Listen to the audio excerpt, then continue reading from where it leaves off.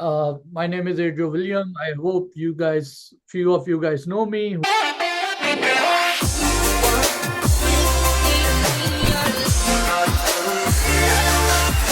Who doesn't know me, I'm a foreign trained dentist, just like you. Originally graduated in Pakistan, was doing oral surgery residency, but moved out of there, came to US, did a master's in Maryland, then applied to about 12 dental school back in 2019 and 20 period. And I got invite from six of them, gave interview at five, was not accepted at Indiana, but got accepted to four other places, went to Colorado for my dental school, graduated in 22 December, and after that working as a GP in Ohio. Along with that, I started making videos and working with CAPID candidates back in 2020. I think that's when I uploaded my first video. And since then, I've been doing this. So few of the things for the upcoming cycle, and you guys can unmute, ask questions if you want to. Imagine I'm just talking to my own self right now. So it's like a talking head, they call it. So if you ask questions, it will be more interactive. You can unmute and ask questions. One of the key things, one of the key things I'll tell you, the reason I said I applied in 2020, one of the major difference I'm feeling right now as compared to previous year is that the number of candidates are increasing. And I was thinking, why is the number so much increased? Because US migrations haven't increased that much, but a lot of foreign trained dentists have moved to Canada. Like back when I was applying, when I got accepted, I had about one person or like two people from Canada. Like in my class in Colorado, there were three or four people from Canada. But now, if you go to any Colorado class, you will have a lot of people coming from Canada. So through Canada, the CAPID applicant numbers have gone up. Obviously, if you're in Canada, you're earning in Canadian dollar. It gives people a little bit more advantage as compared to paying in Indian rupee or Pakistani rupee or any like other way. So that's why the number is increasing. It might increase more in this cycle. So before I start explaining CAPID or anything, somebody else have any question they want to ask?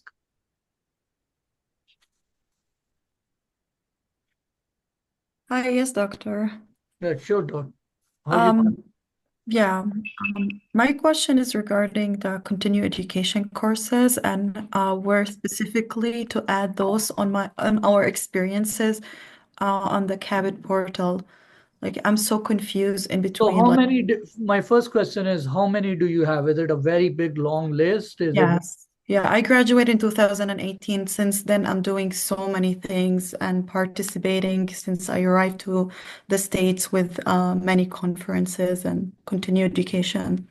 So here's one thing I'll tell you, Doc. If the reason I ask is like how many are, if some people have seven, eight, some resumes I've seen are not very big. They are like seven, eight C courses that you can upload in your resume.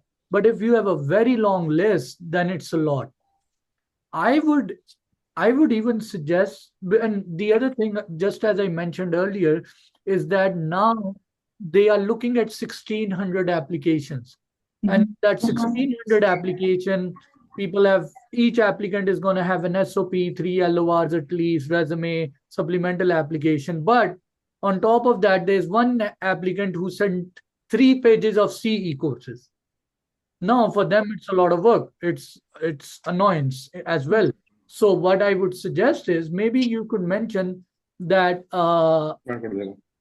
you can mention that in your resume that you have done 300 of in-person credit hour and about 100 of online CE courses, and you can mention detail can be provided as requested. Number one thing. The number two option you could do is take all your C courses, scan them, and make one PDF file. Okay, make one. I hope you understand that you can compress like 7 different pictures or 70 different pictures in one PDF file. And when you do it, you can just upload that in your additional documents. But not all schools have any additional documents to submit. So then you Did can you such a just mention again. I tell people, like, you need to understand, if you were working in their place and this one person is trying to hammer them or show CE courses are important, but yeah. they don't need to deal with your 70 different certificates. So you want to mention, and you can just mention that details can be provided as needed, and you can email those schools separately. Again, at this point, what I'm trying to tell people or candidates, I know everybody is very competitive. They are trying to make it happen. It's less seats and more students, all of that. But you need to understand that in American system, being brief and straightforward and saving other people's time is considered to be professional. Mhm. And not most of us are gonna be around their 30 years of age, or maybe even more than that, on average. You might have done a lot of things in your life, but that doesn't mean you need to tell all of that during your CAPID application. So you have to be picky. For example, if you get 5 minutes to talk to the president of US or Tom Cruise or anything, in those 5 minutes, you're going to be very selective with your words. In the same way, now they don't have time for everybody to go into detail.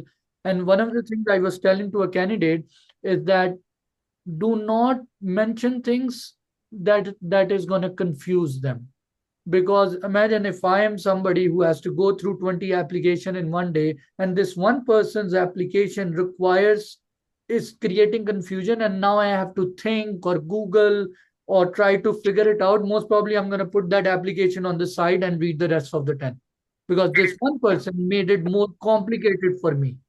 Okay. Does that make sense? Yeah. Yeah. If Yeah. you're in that, so streamline and make things as simple as possible.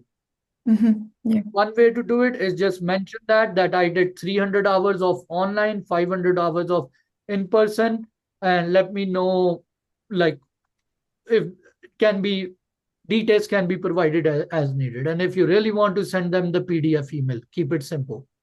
Okay, thank you. That's very helpful explanation. Moreover, and like in the same topic, like one of the CEs or a couple of the CEs, like I got like a license as non-surgical aesthetic treatments. Is that considered as an like CE's experience or under license? It's Like a one of C. It's a C. It's not. CE. I've never. I could be wrong, but from my knowledge, it's not considered to be like hygienist is a license. DDS doctor is a license. AFDA is not a license. Yeah. So I don't know, but as far as my knowledge is concerned, I don't think dental school consider it to be a legit licensed body or something. Yeah, I heard it somewhere, so I got confused. In Plus, addition to that, plus it you was need to understand dental schools don't care about Botox or any aesthetic, anything like that. yeah. So if you're flaunting something that's irrelevant to them, yeah, it shows you're working hard, but it doesn't really affect them. Yeah, even using the laughing gas or introducing the hydrogen oxide or using the In like what capacity are you doing these things? I did that like in 2019. I used to work like 4 years of my clinical work also with pediatrics. So I was eligible because I did that license. So, Doc, you were a dental assistant in a pediatric clinic, right? No, no, I worked 4 year as as a dentist, hands-on experience. Where are you talking about? I'm talking about in 2019 in Israel. So, that's so you can talk about your home experiences, what you did as a general dentist, right? Yeah. But I was thinking you're talking about the US experience. So this is now a little bit more detailed that I can dive Okay. into, but just your SOP is going to have limited words. In there, you can mention that the things that you have done. By the end of the day, you can mention about your pediatric dentistry, about restorative, about pulpotomies, pulpectomy, maybe you did sedation, whatever you can mention in detail up there. But Mhm. for them, again, you need to start. I can mention I assisted cleft and lip palate surgery when I was OS residency. Well, they don't give a crap. They're just gonna see he worked for 5 or 8 years uh, in general dentistry or in specialty or whatever in Pakistan or wherever he's from, right? So if you're giving them more detail about the, because by the end of the day in DDS, they're only going to make you do class twos, crown preps, a little bit extractions, and a lot of SRPs and trophies. So even if you tell them that I've actually did a like buccal fat removal or I've done sinus lifts or I've done crazy amount of endos or something, they don't really, it doesn't really impresses them. What they Mhm. are just trying to see that you did hands-on general dentistry for these years, so you're good enough. So Okay. again, don't go into detail. That's not gonna be useful for them. You can mention, but I know a lot of dentists try to flaunt big cases and they try to tell them if you're going into a perio specialty or a pro specialty, maybe they will care. But in general dentistry, you're actually downsizing your skill. Back home, you were doing bigger procedures, but now you're going in to learn fillings and crowns and bridges and partial and dentures and a lot of prophies. So you're actually going back. So if you're trying to impress them with telling them I've done gingivitis and a lot of these things, they don't really care. They just want to see that you work hands-on as a dentist and you're a teachable person. When people try to flaunt big cases, they actually get more annoyed that maybe this person will be very hard to teach because already in their world they were an expert. I've read a couple of SOPs where people said that I expertise, and I try to tell them not to use this word because you're actually going back to become a basic D2, D3 student. Okay. Okay, Yeah, I appreciate your time and explanation. Yeah, thank you so much. sure. Okay. So somebody asked me how was the number of pages in a CV. So resume doc could be about uh, 3 to 4 pages of resume. That's fine. So I'm recording this. I'm recording this. I'll share the recording afterward. Okay. Dr. Misha, you wanted to ask something, Misha, if I'm saying it right. Hi. Yeah, you said it right.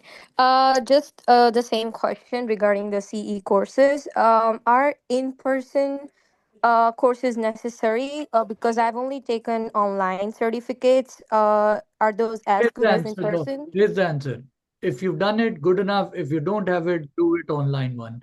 If you don't even, yeah, it depends on what you have. At this point, if you haven't taken hands-on, whatever you have, just fill it in with that. It's fine. It's not a Okay. make it or break it kind of thing. Like some people will say, I don't have research. I got accepted to 4 schools without a research.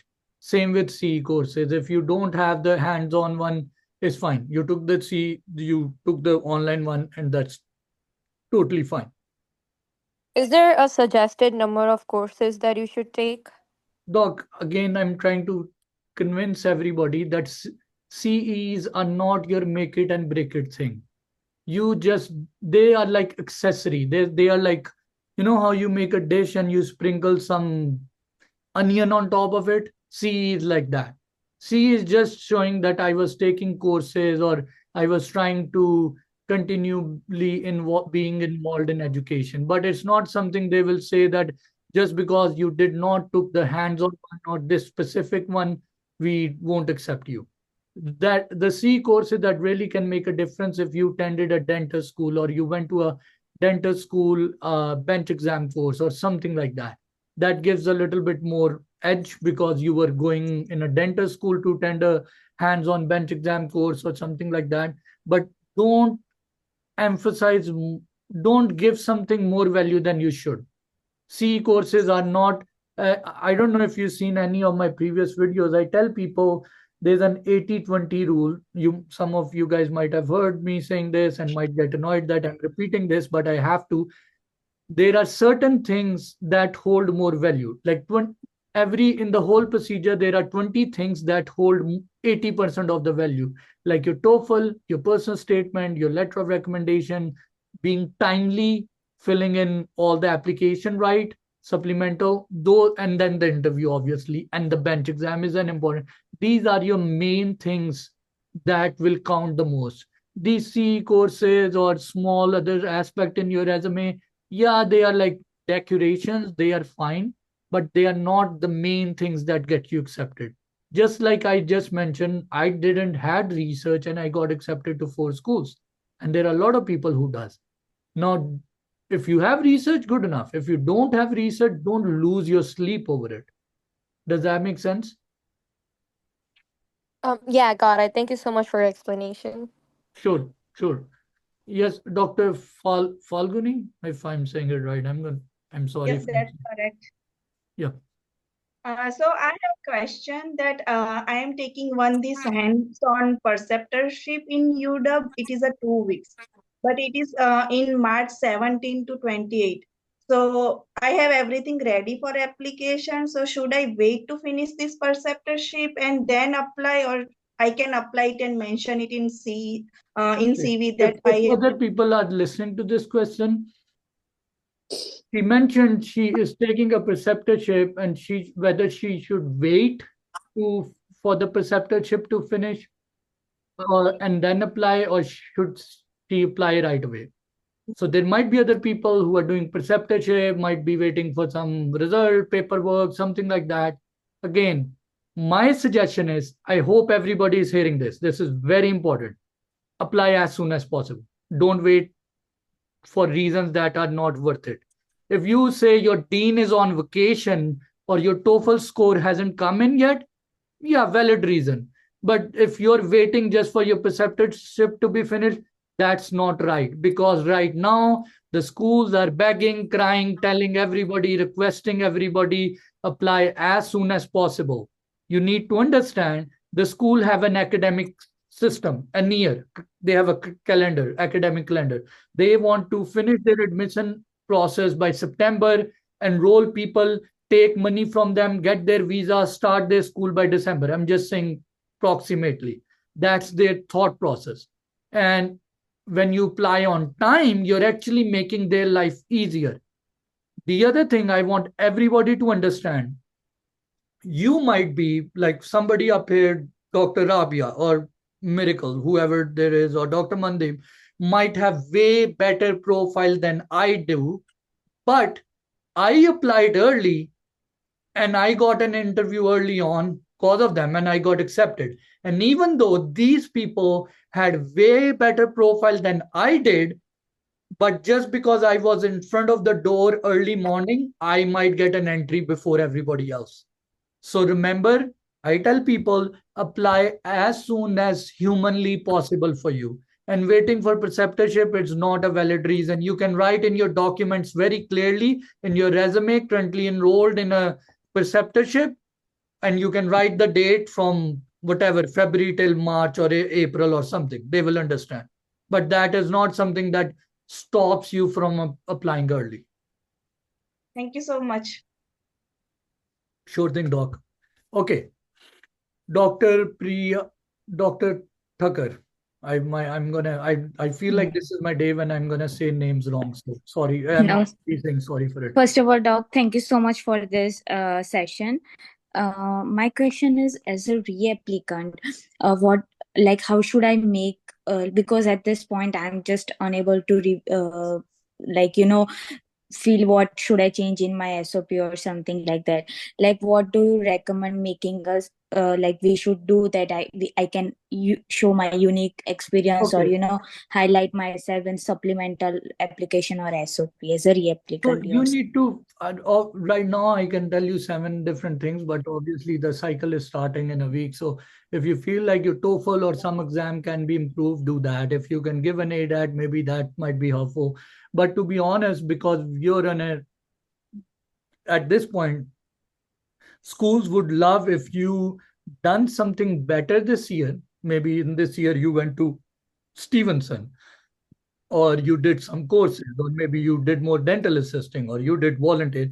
You want to change your SOP a little bit and mention that during the last 1 year, I got the opportunity to do this to continue to improve my horizon or continue to improve my exposure in the US dental system. And in the supplement too, you do want to mention or highlight that what you did to overall improve.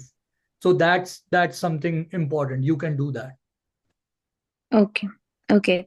Thank you so much. Sure. So yeah, mention somewhere that since the last 1 year, I've done this, and some school like UMN or Colorado have their separate SOPs. In that, you can mention that over the past 1 years, I've been progressively working on my application, trying to improve, and I've taken courses and did more dental assisting or whatever things you have done to show that you're somebody who's persistent.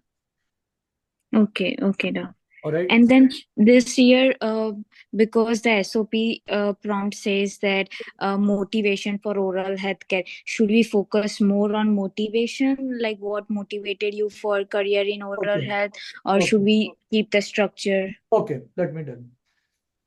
Thank you for asking this. I wanted to talk about it. So what happened? UMNN did a session. They said CAPID change the wording where you upload your SOP. They put a little bit more detail about tell us something like what motivated you to become a dentist and improve your education or pursue advanced training DDS in the US or something, blah, blah, blah. So this year, if you're a reapplicant and you open up CAPID where you need to upload your personal statement, the wording on the question will be different. To be honest, the question has changed, but the content of your personal statement should have been same. If previously, if your personal statement was not touching upon these points, you weren't doing it right. I think even without them telling you these things, you should have included this. This is the videos I made on the personal statement. I always tell people like talk why you want to become a dentist. Why then you also need to tell what your exposure in dentistry in US in like back home was, then what encouraged you to move to US, your experiences in US, and then on top of that, talk about what you have learned in US and why would you be a good candidate for their program or what's their long-term plan. That's how you should plan your personal statement.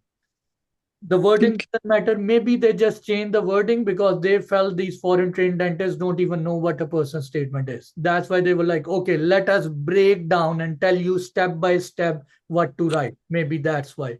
But I personally feel if I was writing a personal statement, whether they would have told me that question or not, I would have still included it. Okay. Thank you, Doc. Sure thing. I know people have sent me in the comment box. I'll try to read it after, like, I'm gonna take questions first from the people who raised a Pranjal.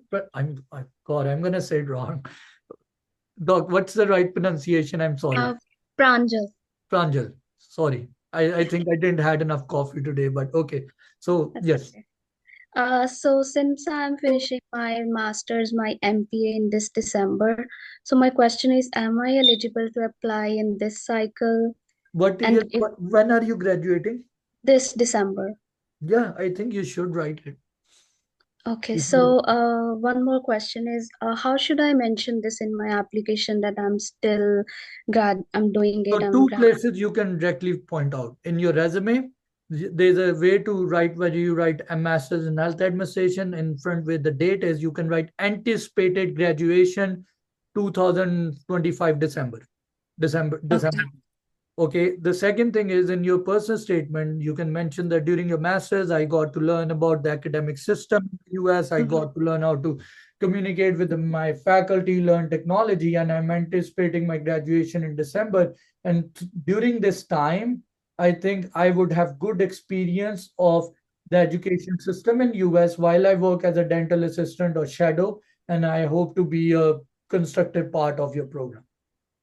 Okay, and as I am assisting my professor in a volunteer project, so should I mention that too in my SOP? Yes, everybody should mention somewhat of their volunteer work they have done. Okay, and one more question. Would it be beneficial to take any recommendation letter from my professor from MPA or So I made a video doc recently. I don't know if you've seen it. When I did a master's, I took one letter from my master's faculty professor. Okay. So I got my recommendation letter one from my BDS dean. I did my master's in endo. So I got one from my endo professor. And should I add the third one from my professor from MPA or from somebody who I shadowed in US? That's a big confusion for me. The third recommendation letter. There's no right and wrong, to be honest. You need to pick in the last one which one is a closer person to you. It's totally up to you. I can't tell you which is a better way. Both are good ways. One you would have to put in the additional documents. I personally felt my master's was something very important for me. You need to figure out what's more important for you, the shadowing part or the masters, whoever will write you a better letter. And it also depends on the letterhead. Again, I have somebody who did a master's from Harvard letterhead is a freaking Harvard letterhead, and I told her you should upload it. My recommendation is, because not everybody goes to Harvard for a master's, and it makes a difference when a Harvard professor writes a letter. So you need to decide at this point. Either way, it will be fine, but you need to decide what is more important for you and make that your primary letter of recommendation. Okay. All right. Yeah. Thank you, doctor. Sure thing. Dr. Savera, I think. I think I said it right. Yes, doc. It's Swara. Savera. Okay. Yes. Yes, I have completed my dentistry in 2010. I Okay. have given my part 2 in 2016. Just 2017 I have applied. After that I haven't applied. So I'm thinking now I'm ready to apply. Will I be in this race or I What do did you some mean? volunteer work and I didn't get your question. Like, what do you mean in race? Like, like in this competition, like it's been so many years I have completed my dentistry in back in I've had people who got accepted who were 1999 graduate. I made a video with them.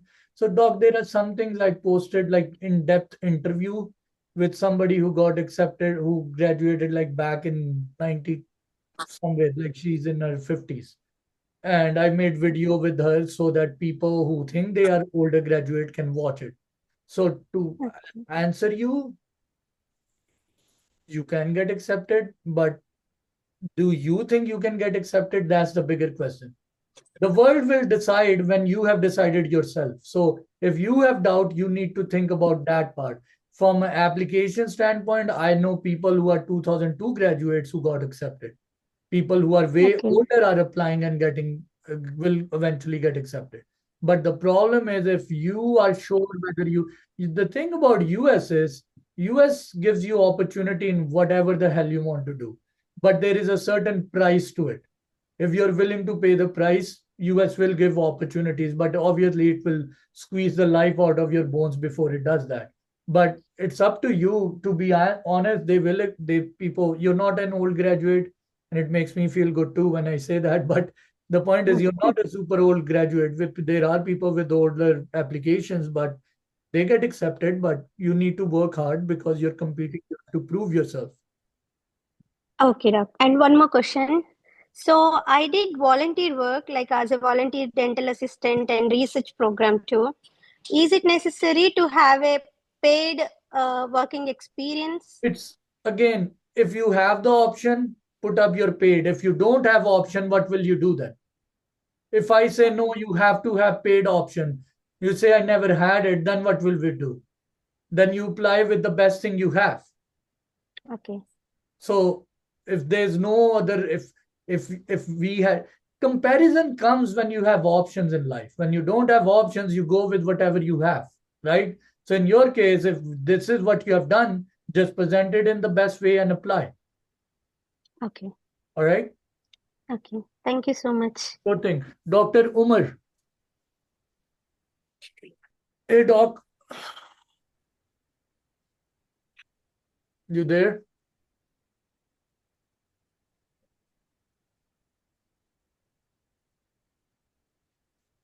Hello, can you hear me? Yes, Doc. Hello, doctor. Thank you for this session. It's very helpful.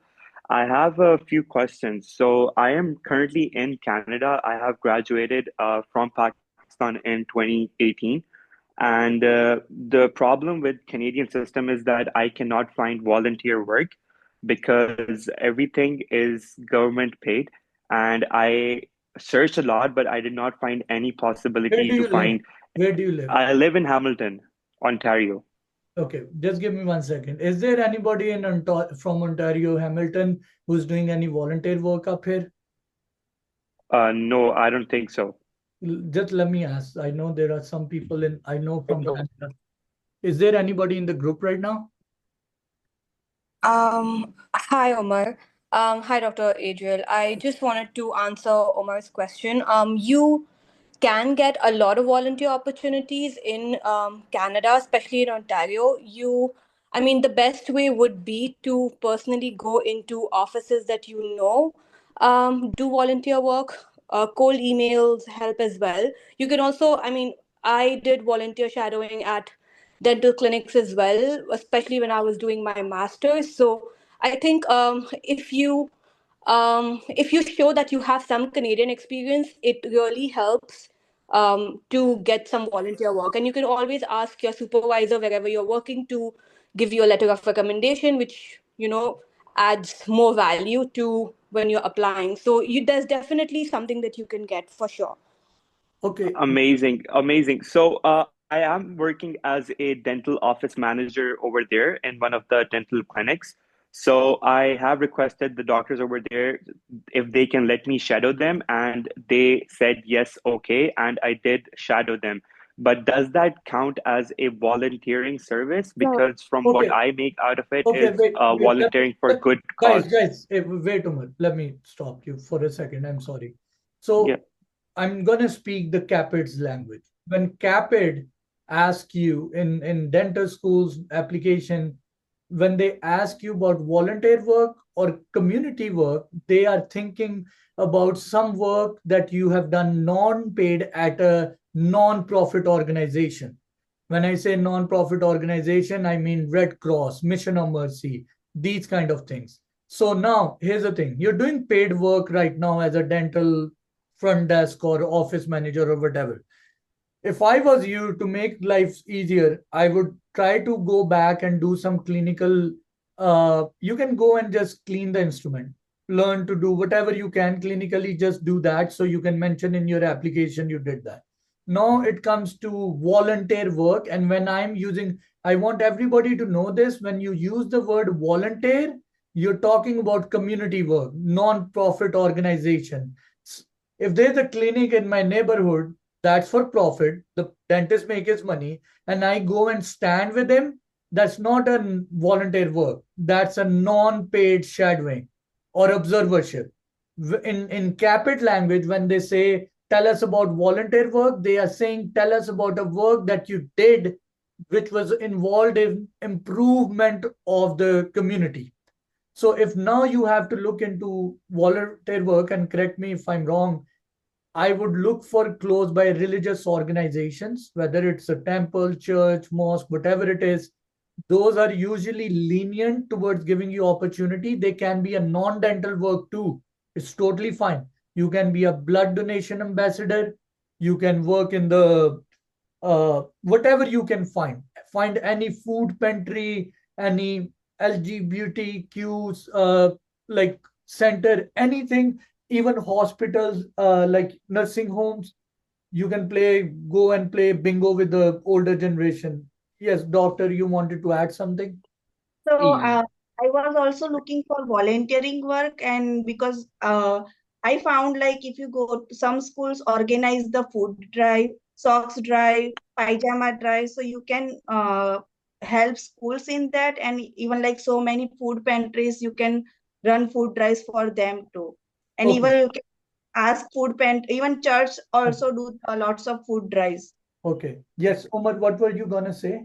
Thank you, doctor. Okay, amazing. That clears a lot of things because I was thinking that it was completely dental related. Now I know where to go this, and know Umar. where I to know do? you're a little bit new to this thing, but on my videos, if you go back, like I've been posting for 4 or 5 years, this thing I've mentioned in a couple of different topics and a lot of nitty-gritties. There might be some other advices too. Like one of the things, I don't want to go into too much detail of it, but I tell people like go beyond your community to work. Like usually a Christian person will land up in a church, or a Hindu person will land up in a temple to do volunteer work, or a Sikh will go to the Gurdwara. I tell people go out of your community and do work, because when you do that, number one, it gives you a little bit more exposure. And the second thing is your letter of recommendations or overall your resume looks better. That being a man coming from a country like Pakistan, you're working with LGBTQ or like communities, or maybe you are working with the opioid crisis, or maybe you're working with the indigenous people. These are some hot topics. In US, if you work with war veterans, these are big things. So there will be a lot of videos you can watch and look into that will give you some insight. If you need more help, then you can reach out and ask me questions, and I can help you out with that. Right? Perfect. I just have one more question if you have time. Just one Yeah, more small question. $5 for that one. Okay. No, Sure no, no. thing, Go ahead. doctor. So I was a little late for my evaluation report, and it says that today this cycle's application were ended at February 14th. So I was just asking if the application will open again because it's not Which letting me application are you talking about? the evaluation part in the CAPID where you request for LORs from. Talk again. The Capit cycle is opening on March 6th. Okay. After March 6th, your evaluators need to upload it. Okay, but when I go to the evaluation section, it says that it ended. Can I add more evaluation But Doc, you're not requests to that? understanding what, Doc, listen to me.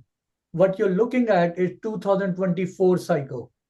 We are in Yes. 25. The 25 is gonna open next week. Oh, So okay. all of these people that you're actually attending with are waiting for that next week to upload. Even if you upload it today, you will have to redo it.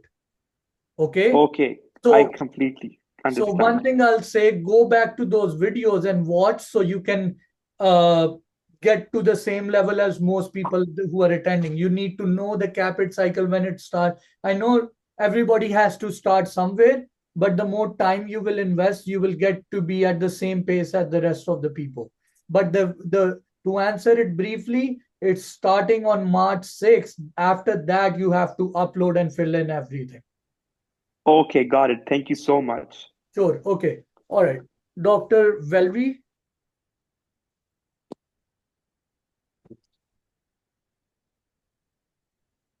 I think I said the name right. Or okay, Dr. Mehul. Hello, Doctor. First of all, thank you for hosting this session. It is very, very helpful. My question is regarding LORs. So, my dean in my dental college from my home country is changed now. And this is a totally new person. The new dean, she does not know me. So, she has agreed to give me the LOR, but I don't know how to draft it for her.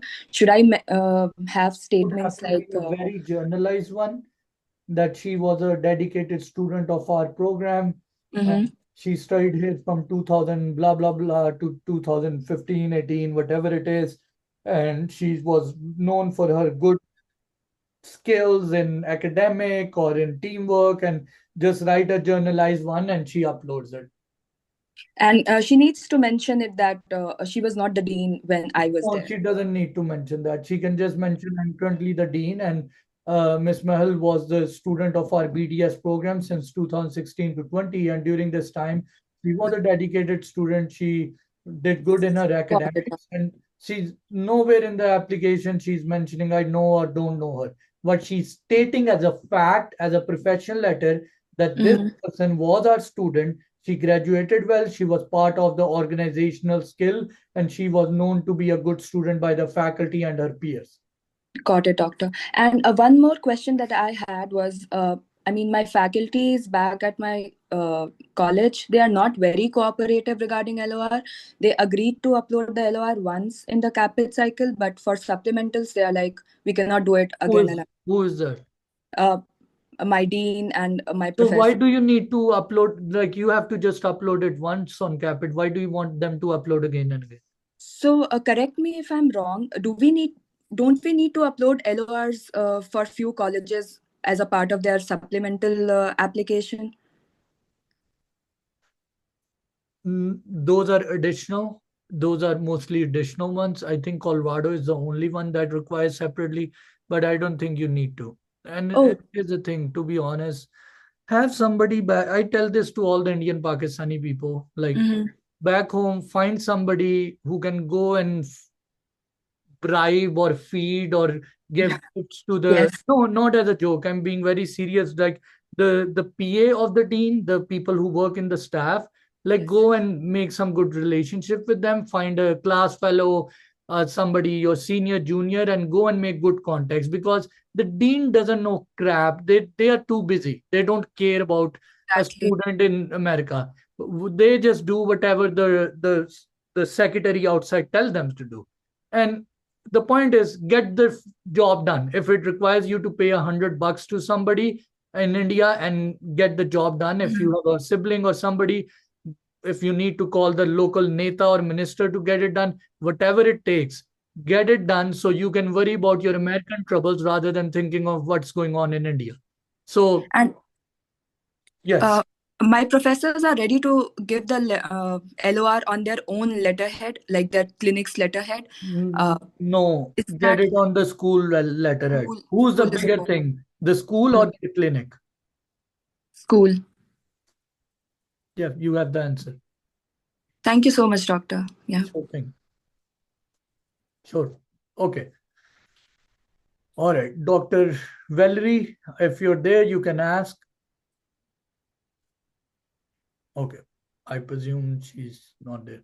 Dr. Noel, I'm gonna say it wrong.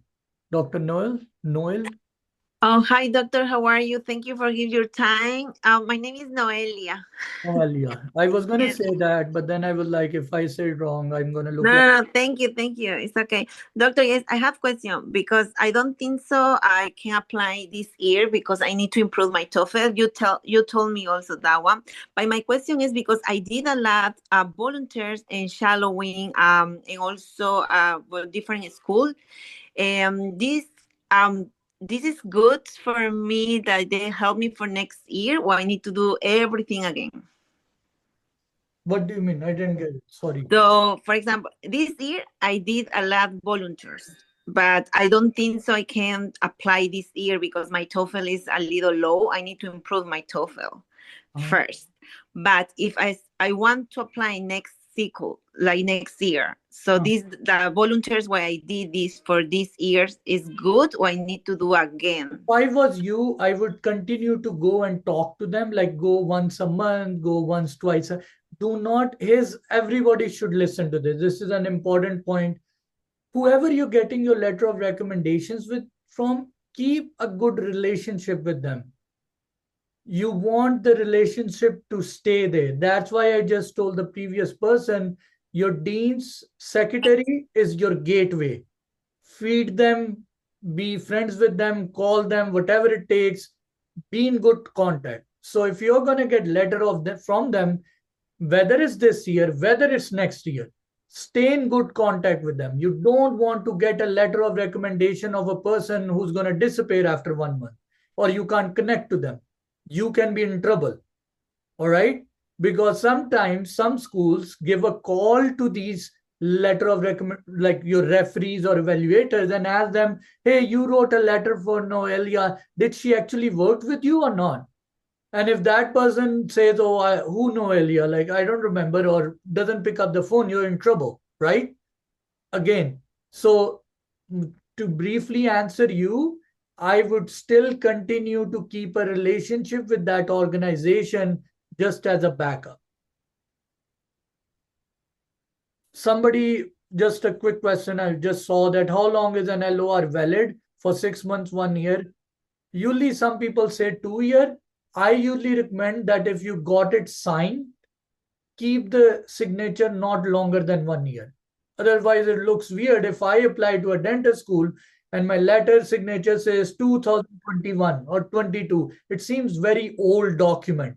So you want to keep the document. Usually the schools recommend not longer than 2 years, but I just suggest like where the date part is, it keep it within 1 year. It just makes the document look more credible. Does that make sense, Doc? All right. Dr. Noelia, you good? Yes, doctor. Thank you so much. Sure, Thank sure. you. All the best with the TOEFL. Dr. iPhone. Hello, doctor. I'm sorry I was having trouble with my microphone early. I'm Valeria Simonovis. Thank you for doing this section for us. I have a question about, I don't know if you know where can I find out or look at it, which programs do they waiver when you have a degree in United States also? What degree do you have from US? I have RD license RDH dental hygienist. So what I went what's back to study. You're originally from Cuba or where are you from? Venezuela. Venezuela. Okay. So you have a hygiene license and what's your question? Can you repeat that? Yes. Do you know the programs that I know they have like waivers for TOEFL when you have a No. degree from USA? There's no waiver in CAPID. As far as my knowledge is concerned, I could be wrong. You can investigate on your own. But in the past 5 years, everybody who applies to CAPID needs to have TOEFL, sadly. Okay. Yeah, I just don't have the score yet that I need, so I know. I'm still working on it. Here's Yeah. one thing I'll tell you guys. Okay, other people won't like it, but here's a little bit good news. If you're coming from a Hispanic background, if you're a Latino, they know that your scores won't be comparatively same as an Indian candidate because India was a British colony, or Pakistan was a British colony, or Egypt was a British colony. So comparatively, people coming from these countries have a little bit higher TOEFL score. Now, I had friends, one of my really good friends in dental school was from Venezuela, Eduardo Garcia. And then I had Cuban friends, a lot of Cuban friends. Most of their TOEFL isn't the same level as other people, but they get accepted because even schools know that these people are coming from countries which are mainly Spanish speaking. Their education was in Spanish and they had to relearn a lot. So even if you're in the 90s, I've seen people getting accepted. Okay. So just letting you know. Okay. Thank you, doctor. Sure. Okay. And in the application, one thing I'll say, I tell all the Cuban friends or Venezuelan friends that I prepared for the interview, I tell them to mention that when I came to US, not only did I learn dentistry, I actually relearned dentistry in a different language. So for Indians, Pakistan, like tell an American to go to Germany and learn dentistry in German, he will say, I would rather commit suicide. I won't do it. I can't. So when you tell them that I actually learn all my dentistry in Spanish, and then I came to US and learned English and learned dentistry in English, that's when they realize how hardworking this person is. Okay. All right. I hope that helps. Dr. Ahad Rasool. Yep.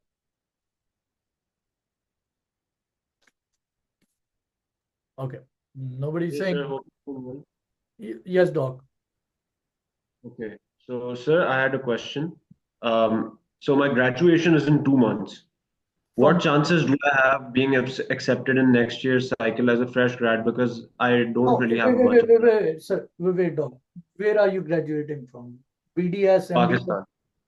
DDS, Pakistan. You need to finish your house job first. Okay. I wouldn't apply without a house job. Sorry, sir, could you repeat that? I'm saying I wouldn't apply without a house job. Okay. And why would that be, sir? Because you don't have any hand skills. You're just at the bottom of the food chain then. The schools want to Okay, see so that you have done it. You can apply if you have the money. Nobody's stopping you to even apply right out of BDS. I'm just saying if I was a candidate, I won't apply without a house job because they don't treat you well because they know you don't have any freaking clinical skills at this point. They at least want to see that internship year that you have done the bare minimum clinical stuff. Then your application. Now, if you have the resources, you want to apply early, you can. Nobody can stop you. okay, so but what about after house job? Do you think that being a fresh graduate would in some sort be an advantage? No, there's no advantage to being young. It's just when this this is the only place you get advantage of being young is in army or football team.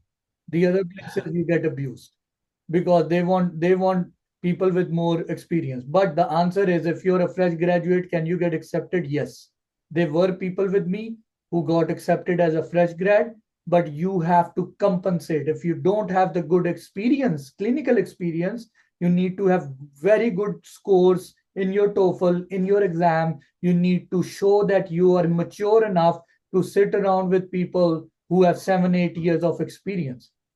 That's the other. For example, giving you an example, when I started my FCPS in oral surgery, I got accepted to a private place, right? So in University of Lahore, and I went to one of my professors I know. I said I wanted to go into the government because we get more clinical experience. He said, here's the truth. If you can't have a lot of clinical skill, prepare yourself with a lot of research and didactic knowledge. Like your scores and your academic side should be very strong to compensate for the clinical aspect. Does that make sense? So Yeah, if you're young and you don't have exposure as compared to other people, the second thing I would do is I would make sure my score is good. And especially if you're from Pakistan and there are more candidates, here's a piece of advice. Go, and if you can learn some good crown preps, because they don't teach us crown preps and then we suffer badly every unless you go and take courses with Stevenson or Duggan or something like that. Go and prepare for bench exam and class 2. It's just when you will come and compete with the rest of the world, you realize that they did not teach you proper crown preps or the level of detail work that's required for class 2. I've heard so many people, including myself, that's when we cry. So if I was you, I would work on these things. okay, okay. So just Right. one small question. Um, According to you, what are the next crucial things that I should be adding to my resume? Because I am doing extracurriculars. I At this point, if you can afford international conferences, come to US, shadow some places. If you can afford preceptorship, do that. Now, not everything might be viable for you. If you watch the videos I made on how to improve your profile, there might be different things, and one thing might work for you. I've suggested like different 7, 8 different things you could do. So you're a blank page right now. I'm just saying it. You're a young kid. You need to understand. Not I was there too. When you're young, you're blank. You can do anything, and afterward you can figure out, okay, because I did this, I can use it to my leverage. Right now, whatever you do, there's nothing wrong as long as you're not doing drugs. So, whatever you do is nothing wrong with that.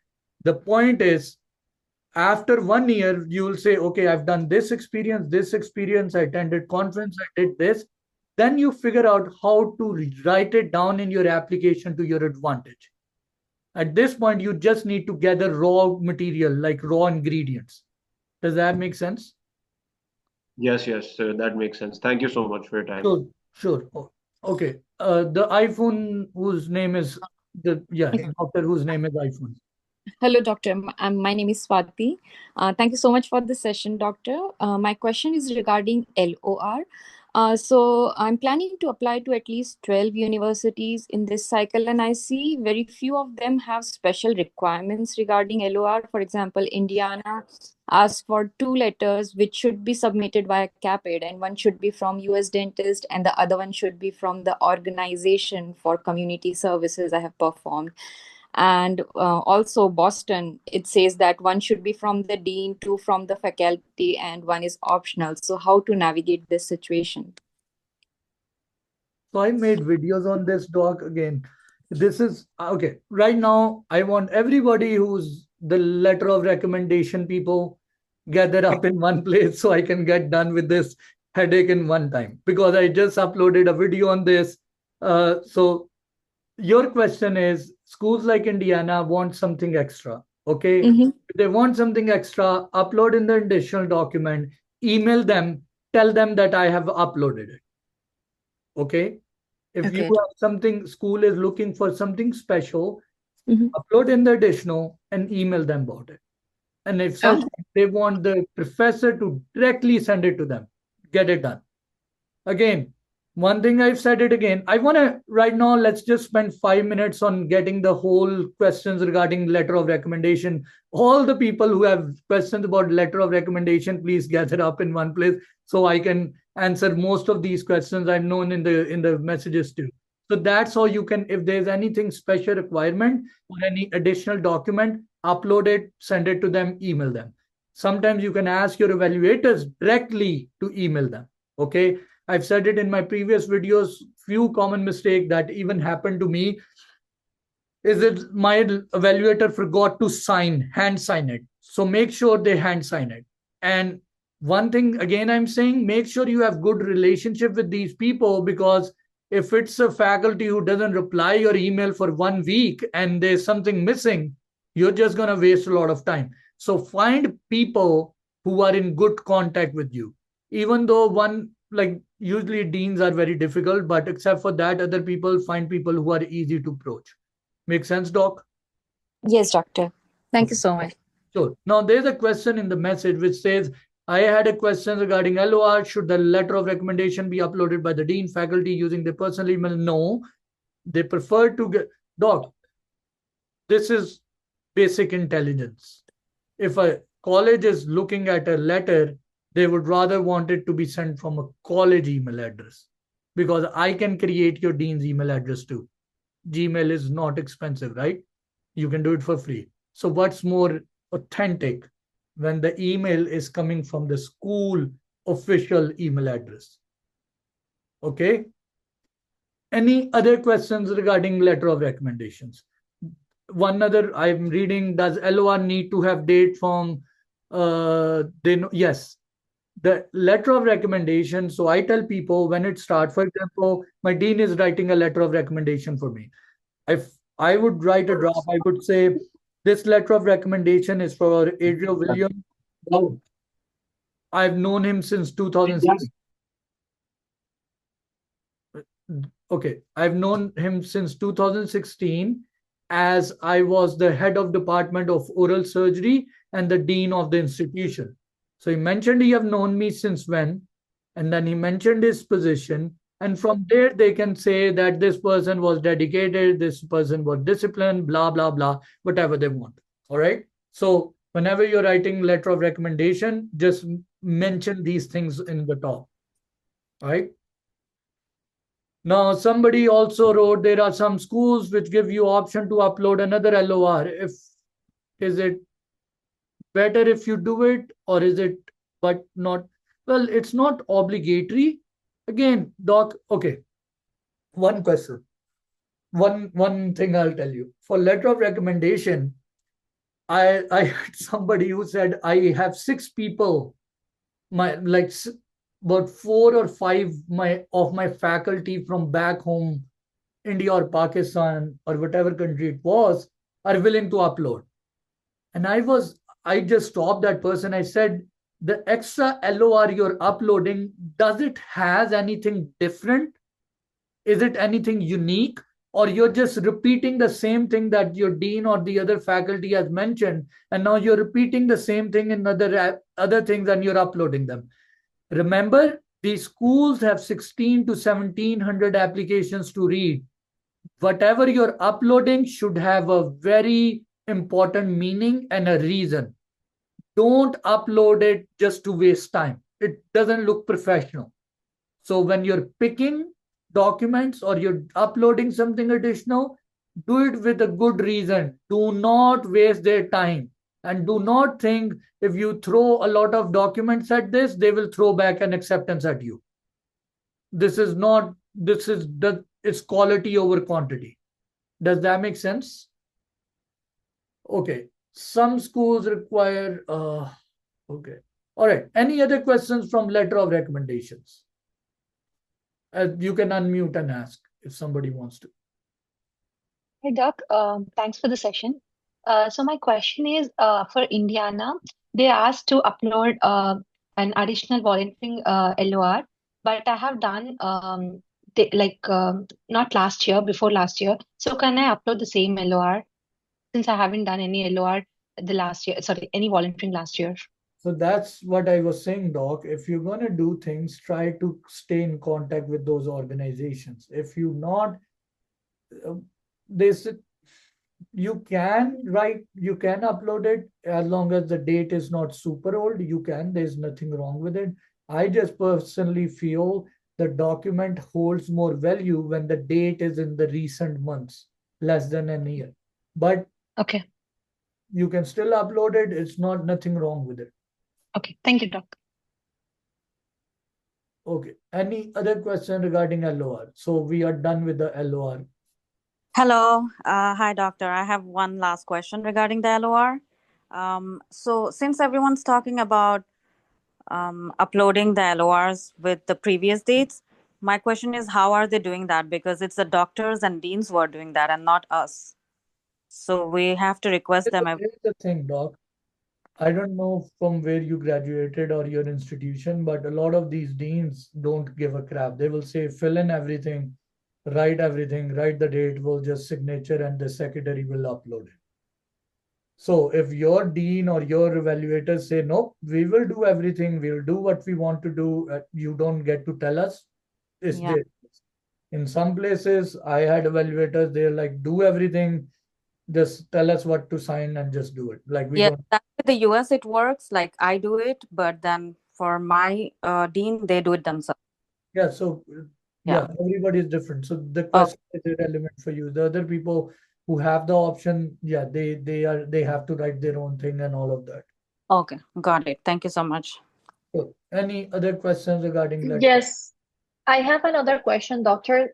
Since I'm from Cuba, my professor and my dean, they have institutional emails address, but when you send the link through CAPID to that email, they don't receive the request because that organization doesn't receive anything from US. So Cuban and United States doesn't have relationship. So last year I submitted a letter, but through Gmail address. It's fine. You can do it. I'm not saying, again, Doc, I had some places where I had to do it. It's just when you have the options. A lot of these things, when I'm saying it, they are not mandatory, they are comparative. If you don't, like, the point is, if Adriel says something and it's not valid on me, Adriel is not the Bible. Like what Adriel will say will be right. You have to, by the end of the day, I'm just suggesting principles. If in anybody like your situation, if things are critical where you don't have that option, you make the best out of what you have. The real winning comes from people who are smart enough to make the best out of whatever they have. That's what I was doing. Not everything is perfect, but you figure out, okay, whatever I have, let's make the best. In your case, if Gmail is the best option, get it done, get the job done. So it works. Yeah, but my concern is if the school here doesn't know that, I think they should know because they know Cuba and US. Here's the thing, Doc. You can't say they should know. America doesn't give a crap about the rest of the world. They can know if you email them and you inform them and you put your dean in CC to that. And you write, this is an email just to inform you that I graduated from University of blah, blah, blah in this year. And I wanted to inform you that the official school organization, due to security threats or whatever, does not receive any international email. And my CAPID application or letter of recommendations will be uploaded from the personal or the Gmail accounts because of this reason. And just to verify what I'm saying, I am my my dean is attached along the email or email address. If you have any questions, you can reach out to us. So should I write that letter for every school that I'm going to apply? That's up to you. That's up to you to decide. I'm just giving you an option. If you have to tell a school, this is how you can tell them. Okay. It's up to you if you want to do it. If you don't want to do it, maybe it will work too. So there's again, these are all suggestions, Doc. Okay. Thank you so much, Doctor. Sure. Okay. Hi, Doctor. I have a question. Thank you, first of all, for conducting such a wonderful session. You've been a great mentor. My question to you is that since you mentioned that the LOR from a school values more because of the I think the letter that it has. So I have a LOR from my dean, from my professor, as well as I worked with the Red Cross Society. So do you think that getting an LOR from the Red Cross Society would give it a different perspective? I said this in a lot of my videos, and I'm gonna repeat it. In letter of recommendation, letterhead matters. If any organization, when they imagine, if you're this is not rocket science. Imagine if you're somebody who has to go through 40 letters and all that, would you look at it and you look at the letterhead and it says Red Cross, it says University of Manipal or whatever, or this says Boston University, all of a sudden that letter holds more value. Now you have to pick and choose in your own situation, which do you feel is more important? I can't tell you which is more important. You have to decide. In my life, my work with Red Cross will be more important because overall my application is more oriented about community work. So right, are all comparatively answered. There is no wrong or right. You pick and choose what works for you, and I can't decide for each and every person what will be right for them. By the end of the day, either way you will go will be right, but you have to pick what makes more sense to you. If you feel like Red Cross makes more sense to you, do it. Thank you. Thank you so much for the insight. Sure. Okay. Any Doctor, questions? I have a question. Yes, Claudia. So I'm not sure if someone has asked you this already before. I'm sorry, I just joined. But if I have a letter from my dean and my second letter is from a professor at my old dental school, and then should the third letter be from a dentist in the US or from another professor? I'm kind of confused about that. What do you think? I think that the letter from the US dentist I work with would be stronger, especially that he's gonna use right. the letterhead of the university. So I just wanted to double check with you. Doc, you have different phases of your life. You were a student, then you came to US, you worked as a dental assistant or a hygienist, right? So there are different things you have done, right? Right. So you want to cover all of them with the letter. So if you have an option to have a letter from, I've said this in my videos. One thing I'll suggest all of you guys, please. This doesn't really benefits me. I don't get any benefit from this, but a lot of things I've mentioned in a lot of detail in my previous videos. I know people like to listen to me live, but there's a reason I record it, so it makes other people's life easy and mine easier too. But I tell people, Americans don't give a crap about the rest of the world, if you haven't figured this out. And one of the things they like, if they get more letters from within US, they respect it more. Americans actually hold cred, like it's just Pakistani people would more accept a Pakistani letter. American people would prefer if you give them one or two letters from within US. Because in our countries, they don't, from their perspective, a lot of scamming happens. A lot of like things that are not right can happen. You can pay somebody and get a fake letter and print it out and sign it. So if you have the option to get letters from within US, obviously it will make more value to an American person. Perfect. Thank you, Doc. Sure. Hi, Doc. Yes. Hi. My name is Harshveer. So I have a question about LOR. I'm sorry. So I just wanted to ask you that I do have a dentist I'm working with in the US from past couple of months.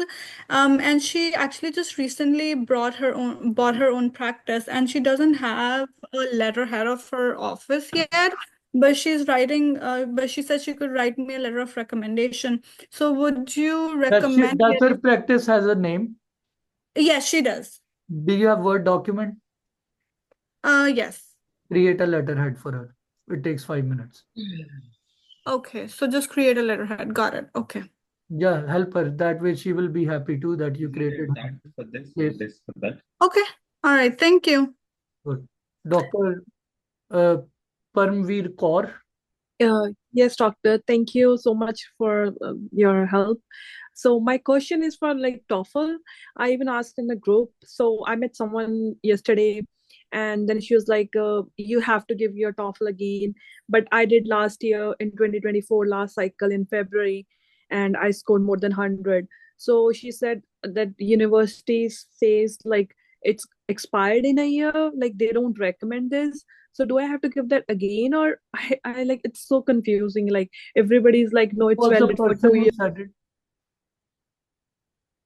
Who was Sorry. the who was the person who said this to you? I met someone who is also applying. She's working at the University of Washington. So Working as a what, like? Like as a DA, and she's also applying for the cycle. Okay. I want to ask people up here, do you know the answer to this? Because what I know is most school will accept TOEFL for 2 years. That's what I know. Me. Yes, that's right. They accepted for 2 years. Yeah, Yes, that's right. that's mentioned on their website.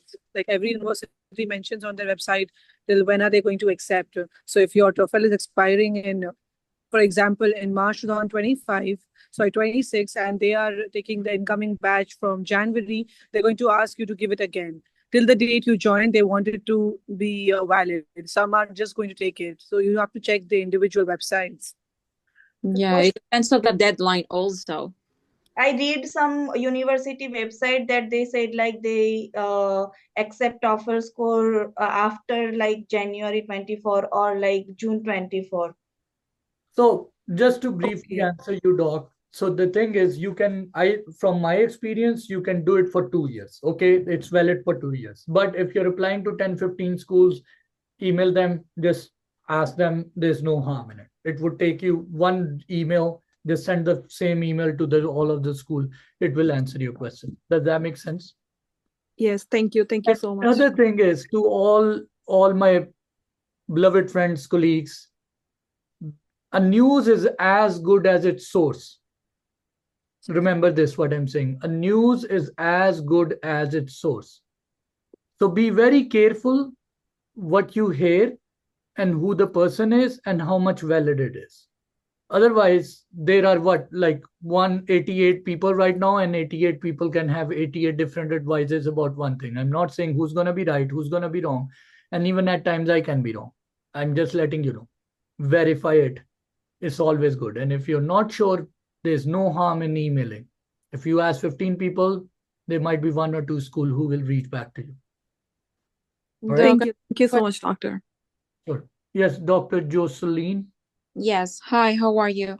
So my TOEFL score will be expired in November, and I'm planning on applying again this year. So I wanted to know if I'm able to apply or how much is your score right now? 101. Okay.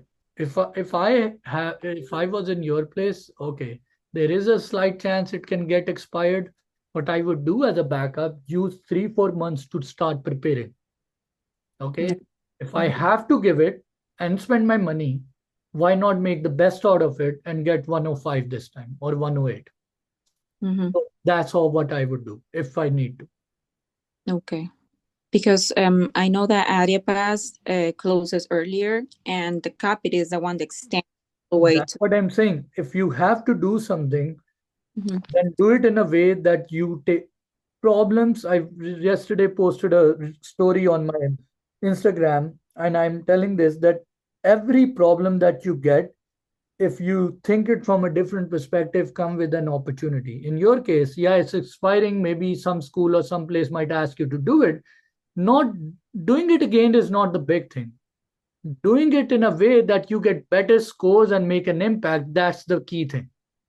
Sometimes in my life, I made mistakes in schools or something. And once I screwed it up, now I was like, okay, problem happened. I'm going to be going to the dean. I'm going to be in a trouble. But let's use it in a way that the dean would remember me as something positive. So the next conversation I'm going to have, I want to make sure that I use this advantage to create a better impression of mine. In the same way, if you have to do it, which you might have to do it, I was you, I would be rather concerned to study and try to get 105, 110, something like that. Okay. So your Okay. problem becomes into a blessing. Yes, exactly. So I have another question about the personal statement. So I saw one of your videos that some schools have like different requirements. I'm also in a Facebook group for the applications this year, and they were mentioning that there is like different ways to approach the personal statement that is not about talking about your story from back in your country and how you came. Like they basically want to know, or they want you to focus on what you're doing here in the US. Do you have any idea of how it's The idea I have is the one I gave in the video, right? There's a person's story is like a movie. It's like a book. You can write a book in 7 different ways. You can make a movie in 7 different angles.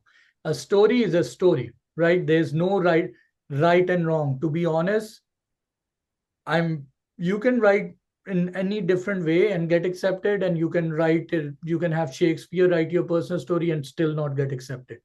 What they are saying might be true. And I don't know if you hate this in my video. I say, like, I'm just giving you my suggestion how I look at the world. Somebody might look at from a different angle and can give you a different suggestion, and nobody's wrong. But what do I strongly believe and suggest is my way of what I told in the video. Okay, perfect. Thank you so much. Sure.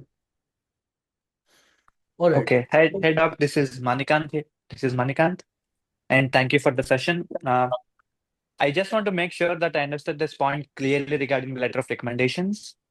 I know through CAPID portal, we can upload pre-primary letter of recommendations. And if school needs any others, we can send it through the other documents. You can upload it in the supplemental application and then email them regarding it. Right. So my question is, for example, say schools like NYU or UPenn, they need 1 letter of recommendation from the dean and 2 from the professors. So through the CAPID portal, do you have to upload 1 dean, 1 professor, and 1 US dentist? And the other one, if your focus is that school, then just do that. no, I just want to generalize it because I want to apply for more school. You can't generalize it. I made a video yesterday, like 2 days ago. I said this in the video that there are some schools which have different requirements, like UPenn and Boston wants all letter of recommendation from the faculty. If you're focusing on them, then do it that way. I personally felt my master's was very important to me. So I just got 1 from the dean, 1 from masters, and the same thing I said it in the video, Doc. Right. And 1 from the letter that I got from an American dentist. Now, some school like it, some school didn't like it. I never got an invite from UPenn. I never got an invite from Boston.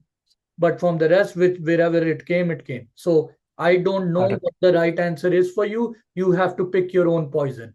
That's what I'm trying to tell everybody, that you need to figure out which people are more important to you and which things are more you feel are closer to you. Like you did a master's. If you feel that's more important to you, get it from masters. So again, there's no right and wrong. You have to pick, because they say CAPID is uniform, but CAPID is not uniform in itself, because there are some freaking schools that require something else. Like Loma Linda, like Western University wants West. So now this foreign trained dentist has to pay another $500 or $300 for West now, because they don't want it. So all of these schools are like they have their own tantrums. So, but you make the best out of what makes sense for you and you do what works for you. Okay. Okay. Thank you, Doc. Good. Okay. Dr. Sana Khan. Hey, Doc. Thank you for the session. I wanted advice on how can we tackle the supplemental questions. So, like every university has questions regarding about greatest challenge or how are we a good fit for the university. How do we tackle these questions? Any Just how you suggestions? tackled the personal statement. If supplemental applications are a sister of personal statement, they both are writings, right? Writings can be like by the end of the day, the mindset you had or the help you took or whatever the way you wrote your personal statement, the supplement, when you're doing your supplemental, have the same mindset. I told people, be brief, be straight to the point, and talk about the main topics which you feel like. Now if you ask me how to answer it, there are 90 different questions in a supplemental application. UPenn has different, UCLA has different, Boston likes to ask, why is Boston a good fit for you? Or Colorado has something different. So I won't be able to answer all of them because it's impossible for me. But you have to sit down and think. You have to create your own answers just like you created your own story. Couple of principles that I can tell you: be brief, do not waste their time. I go for this training, and the the doctor up there, he said one of the biggest problem with dentists is we were learning sinus lift, and when we open up the sinus, he said the biggest problem with dentists is wherever they see a hole, they want to fill it. So they try to fill the whole sinus with a bone or something. In the same way, in the CAPID application, when you give them 500 word character, they would want to fill all of the 500. And I keep telling people, I keep begging them, I keep suggesting, be brief. If you can tell the answer in 300 words, do not waste the other person's time. Be brief. It shows that you're an intelligent person. So the key thing I'll suggest, because the questions can vary a lot, is being brief, being straight to the point, and understand what the school is looking for too. You need to have that perspective. If they are asking you about professionalism, what do they want to look in that? And obviously your grammar should be good, or English shouldn't have mistakes and stuff. But these are some journalized tips I can tell, because there are 90 different questions and I won't be able to answer all of them for you, or how to answer all of them. Okay, Doctor. Thank you. Sure thing, Doc.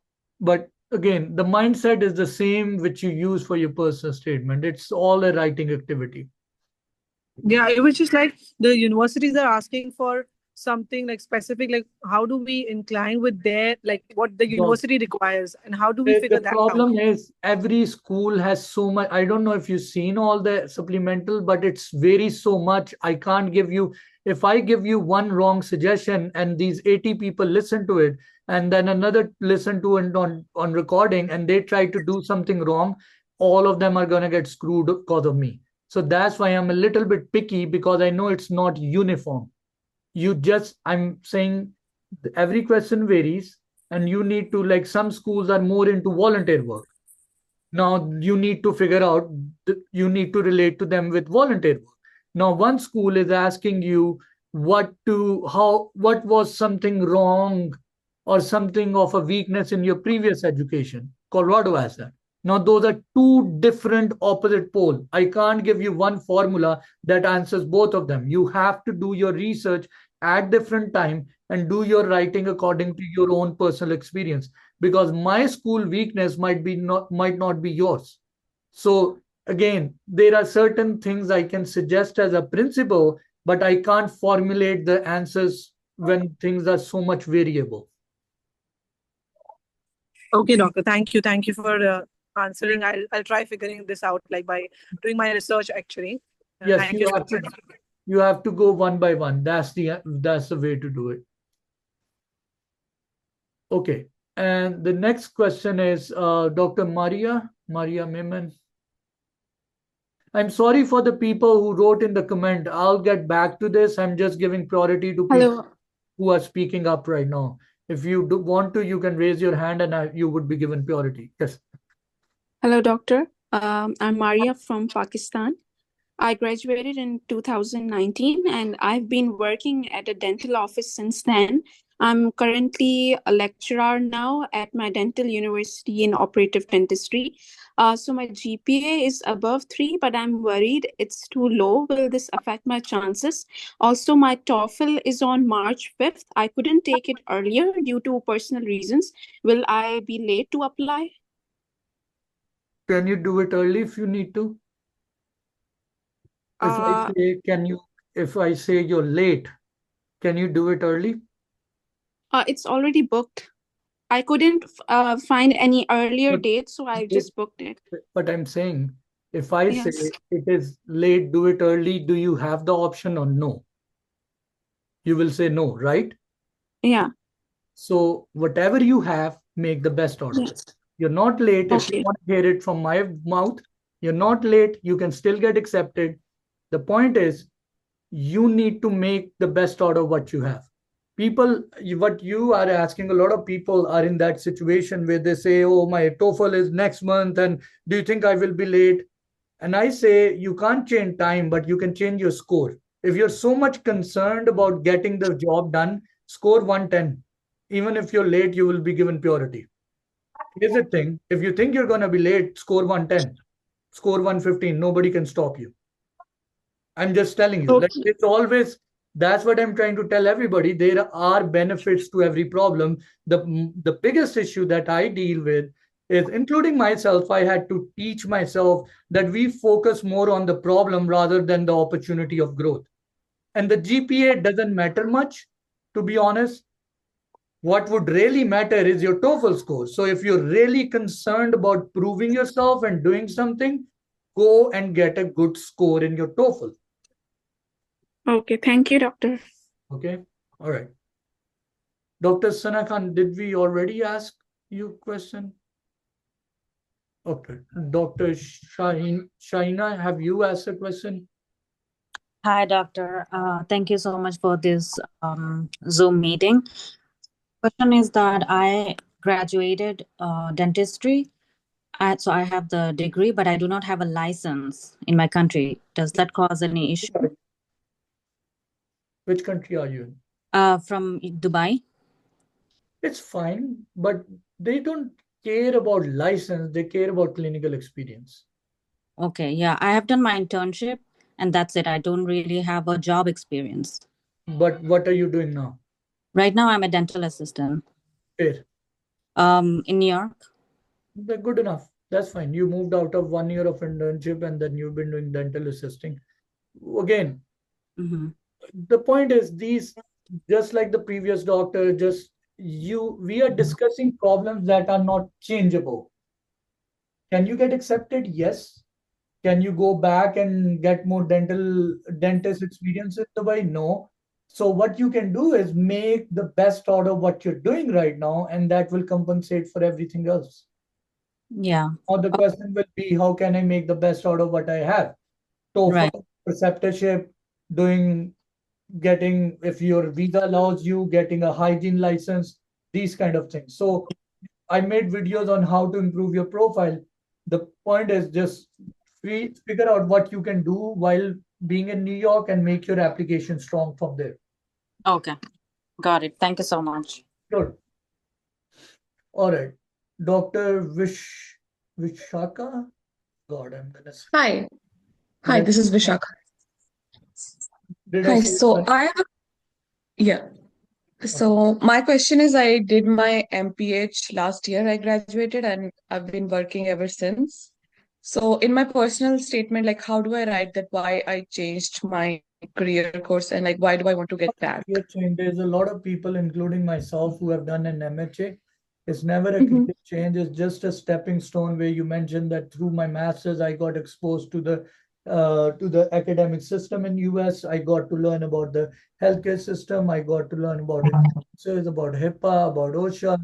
I've mentioned this in a lot of my videos that master's it was a stepping stone that exposed me to opportunities and gave me the educational fundamentals of dentistry and the healthcare system in US. So do you think it makes my chances of getting in better? Doc, master's is one of the reason I got 4 acceptances. Okay. So what you have is actually one of the biggest strengths. Okay. Thank you. Yes. Yes, Dr. Falcone, you were going to ask something. Yes, I have one more question. So, if we get invite for interview and bench test, does university provide us information that how are they going to conduct interview? Like, is it going to be a multiple mini interviews or the group event? So a little bit overview, they give you a little bit overview for that. Give me 1 second, Paul. Okay.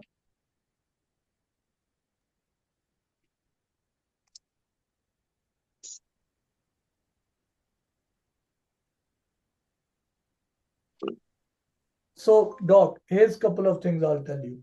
Yes. Is that they give you a little bit brief interview. Other than that, you can ask, when you get that invite, you can ask in the groups. I have a lot of videos on YouTube. That's a problem for a future you, but I have made a lot of videos for each and every school. When you do that, you can ask people, you can ask the school, and you can prepare from there. Okay. Thank you so much. Sure thing. Sure. Okay. Any other question, guys? If anybody wants to ask, otherwise I'll go in the message now and try to figure out. Cool. Okay. Amen 6. You asked me, do we add the volunteer organization person email on your CV? Do we add the volunteer organization person's email? No, Doc, you don't write other people's email in your resume. You just write the organization's name. Okay. Does doing master really makes people stand out? It doesn't really make you super stand out, but yes, schools prefer you if you have done a master's. It does give you some edge. It is one way to improve your application. Okay. Somebody asked, hello doc, what should be the TOEFL score for this cycle to be competent? As of now, what I know that most school accepted people with 105 or above. So if you can be above that, that would really put you in a good place. Yes, Dr. Pranchal. As you said, if somebody is doing masters or has already done it, it makes you stand out. But I spoke to somebody who is right now doing in UCLA. So she said you should not apply to Rutgers as they do not prefer somebody who has masters. So don't waste your money as you have already done your MDS and now you're doing your masters in US. So is there anything like that? I don't know, Doc. I can't say for every specific school. First of all, I don't know where people come out with these informations. So I can't clarify these things. To be honest, there is a reason I tell people to apply to 15 to 20 schools because yes, schools are a little picky about some things, about letter of recommendation. Indiana wants this, USC prefers masters, NYU prefers you. I'm talking about US masters. I wasn't talking, but even if you did a pros or residency back from India, it's actually a good thing. It's actually a preferred. And a lot of my Colorado classmates were actually endodontists, a lot of them. So they prefer it. The point is, you can't be nitty picky about everything. You can't control the whole universe. That's why I tell people apply to 15 to 20 schools. So your chances are big. Yeah. The point is, can you go? The point is just apply to 15 to 20 schools that make sense because you can't figure out what each and every school wants and they are picky about something. Some want dental assisting, some want paid dental assisting, some want volunteer work. Like as a human, how much can you do? Yeah, right. Thank you, Doctor. Sure. Yes, Dr. Jacob. Yeah. Hi, Doctor. Thank you for your time. Well, actually, I am in Canada and I did a PG diploma in health informatics from George Brown College. And after that, I got my work permit and I worked as a dental assistant. So I am wondering, I don't have a master's, so should I actually get an LOR from my professor in health informatics I program? think you can. There's no wrong in it. You can. It was I education can. in US, in Canada. In Canada, yeah. So I think you can. There's no wrong in it. I was actually considering to get it back either from my college or from my dentist who I worked with in Canada. Yeah, that's I'm not also bad too. So there's no wrong in it. Again, I said it to got this it. is Yeah, yeah, this you have to pick which you feel is more important for you. for sure. So if Yeah, you feel like that person will give you a better letter of recommendation from the dentist you worked as a dental assistant, that's not a bad option. You can go for that. great, Put the great. other person. And is there a comparison between dental assisting in Canada and the US actually? Do they consider, does schools consider this as the same thing? What do you mean, like comparison and I what? mean, I was actually in most of your videos, you were talking about US dental assisting or shadowing experiences. So I was wondering if Canadian dental assisting experience is kind of different or something like that, or does this Same. actually It's compare same. same to It's same? same. Great, great, great. Yeah, well, that was my question. Thank you very much. Sure. Okay. Any other questions anybody want to ask? Okay. Dr. Miracle, you message.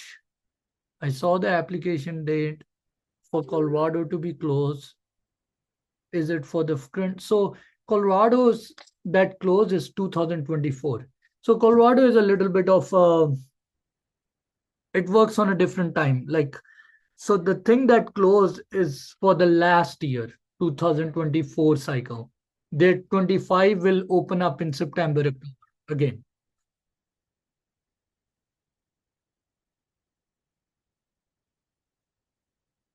Yes, doc. Somebody wrote down if my LOR date is with the pen. Yeah, it's totally fine. Signature and that doesn't matter. You guys can unmute yourself and speak. It's easier if I see some faces or hear somebody. You're more than welcome to do that way if I'm not able to keep up with the comment. Yes, doctor. Hi, doctor. Hi, doctor. I have a question. Like, you can ask for substantial US experience, and like me being in India, I don't have substantial US shadowing. So, should I apply for UPenn? Again, I don't have an answer for that. Yeah, but I can just tell you that they do want dental assisting experience in US. Okay, thank you. So if you feel like you can, because you never know, I won't stop somebody. I just tell this is what I've heard about. They actually want people who have US experience, but you have to figure out from your own end if it's worth it for you, those $200-300 or not. Doctor, I have, but it's like for 2-3 months. It's not very substantial. That's what I Again, was I confused. don't have an answer in this situation. You have to pick if you want to do it or not, because you never know. It might work, might not work. So these are some things that you have to go with your own intuition. The other thing is a lot of, again, what I'm trying to, in this session, what I'm trying to tell people is that it is not uniform. People, I know they have a lot of anxiety and everybody wants to, a brain wants answers because it gives us security and safety. I look at Google to tell me tomorrow it's not snowing, so I feel safer, right? That's how our brain work. And right now, what people are doing is they are trying to ask questions to get definite answers to feel secure and load down their stress. What I'm trying to tell you is that even though CAPID makes things uniform, schools are not uniform. There are going to be something different, especially with people coming from so many different backgrounds, different experiences. One thing won't fit everybody. It won't. Okay. So the best thing I would say is you have to find the best, you need to figure out how to make the best out of your situation. To be honest, there will be somebody who is always better than you are doing. There will always be somebody better than what you're doing. It's just human nature. The point is, you're not that person. You are you, and this is your freaking journey, and you have to make the best out of what you can. And sometimes I tell people you have to go with your intuition. Yes, you can listen to people, you can ask suggestion, but you have to do what you feel is right. Because by the end of the day, nobody have all the answers for your life. You have to live it to figure it out. That's how it works. And the same goes for the CAPID. Yes. So Dr. Harshveer. Hi, Thank yes. So I had a question. So I'm a reapplicant this year. This will be my second cycle. I just wanted to ask about my SOP. So should I mention the work I've been doing since 1 year to improve my profile in the SOP? Yes, doc. This is what I said somebody else too. Like in the last two paragraph, mentioned that during the past 1 year, these are the things I've been doing to improve my profile or to Okay. progressively. Yep. So Okay, thank you so much. Sure. Dr. Priyanka. Hi, doctor. How are you? So, yeah, I appeared for TOEFL on 22nd of February, but it doesn't go well. Okay. So, I scored like 76 in total. So, I'm thinking to apply again. So, what will be the like best time for applying? Am I be late after like applying for 6 March because I need to practice very hard for TOEFL, and my CGPA is also between 3, so it's not above 3. Okay. GPA doesn't matter, but okay, what's the answer do you want? I'll give you the answer that you want to hear. If you want to hear, you won't be late. You can Mm-hmm. still get accepted. But in order to get accepted, you need the score to be 100 or above. Yeah, I know. If you try to rush, you're going to again not prepare well. Exactly. That's what I'm thinking. So what do you want to do? You tell me. You want to get good score first or you want to worry about being late? I want to score best because that's So more one important. problem at one time. Yeah, Is right. the answer. One problem you deal with as a human. Mm-hmm. A lot of other stuff in life, you deal with one problem at a time. Okay. Conquer one thing at a time, and once that is conquered, the rest will solve on its own. I've say this all the time. I tell people I've been making videos on TOEFL. Life has this just it won't end. Problems won't end. Even if you get 100, there will be something else. After that, something else. I hope I could put somebody here who got accepted, who became a dentist. Everybody will tell you that there's always something of a problem. The thing is, you pick one problem, you conquer it, you feel good, you thank God about it, and then you move to the next one. And that's what you keep doing until you get old and you die. And I'm telling you, after doing a DDL, it doesn't end. The cycle is same. It's all the same. You just pick one problem and you'll get, eventually you'll get there. It's just about you're coming from a different route, which is fine. Right now, your DDS is your TOEFL. Just focus on that one thing and do that. Okay, doctor. Thank you. Sounds good. Okay. What other questions you guys have? Yes, you can unmute, Dr. Nardin. Am I saying it's right, Nardin? Yes, it's Just Nardine. gotcha. Thank you for giving me the chance again to speak. So I have a question. It's like, what is your thoughts and holistic approach versus the academic approach in dental school admission? And also, how can we identify which school follow a holistic approach in their application process? I don't even know what the only place I would say which was a little bit more holistic to others. It's all a business by the end of the day. The fancy names, green energy, this energy, whatever energy, everybody's there to make profit. That's what it is. Colorado, when I say you want to say holistic, they had 40 seats. They look for people who are a little bit, they have a more diverse class. Colorado. But except for that, the phrasing and wordings and all of that is, I just feel like, so if they were so much holistic, why would they put their own kids under $400,000 of loan for teaching them class twos and crown preps? I don't think that deserves to be $400,000 of loan. And then throwing you out in front of the corporate world where you have to work like an animal. But again, this is not for you guys. You will get overwhelmed by all of this. This is all bull crap, if you ask me. Yeah, some schools who have a little, I'm just going to give the due credit where it is. Colorado is the only school I personally felt like when it comes to their 40 seats, they want people who have done community work, who are better human beings, who have experiences outside of dentistry. Colorado, I can say that. For the rest, I think it's more like similar. All of them are looking for good TOEFL. It's like very similar. Like by the end of the day, they are all looking for dental assisting experience, hygiene experience if you're a hygienist, same kind of thing. Now, how you want to write your personal statement, you can write it. I can write it for you in the holistic way. I can write you in a different way. It's just words. You can play with them anyway. Whatever gets you the grant and the funding and the advertisement. Thank you. Yep. Sorry if this wasn't positive enough, but it's just a different way of how I look at things now. Okay. Dr. Gothami. Okay. All right. Hi, doctor. Sorry for the late. Thank you for the session. So I have a question that how long is the IMBD valid? I think 5 years. Correct me, guys, if I'm wrong. What I known from the past, it was 5 years. Oh, so 5 long is for all the schools, or does any Again, school have if any? I was you, wherever you're applying, I would email them.